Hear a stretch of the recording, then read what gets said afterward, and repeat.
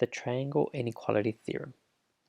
Okay, for this lesson, I will expect that you get through the problems in which you have to identify whether or not the given side measurements can create a triangle, form a triangle or not.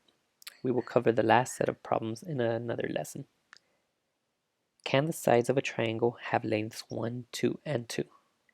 So the easiest way to go about this is to select the two smallest sides, add them up, and as long as those two values add up to a number larger than the third side, then the answer is yes, this could form a triangle. So in this case, we have 1 and 2 and 2. We'll take two smaller numbers, 1 and 2, since these are both 2's. 1 plus 2, 3.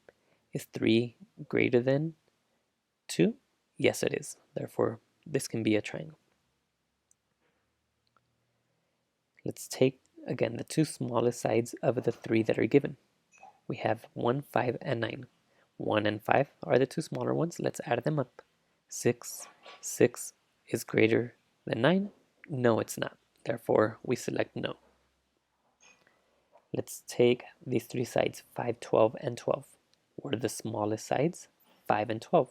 Add up 5 and 12, 17. Is 17 greater than 12? Yes. Let's take these three sides, 3, 3, 10. Add up the two smaller numbers, 3 and 3, 6. Is 6 greater than 10? No. So for now, go ahead and attempt these problems using that instruction. And again, we will cover a few more rules that come with this inequality theorem in a future lesson.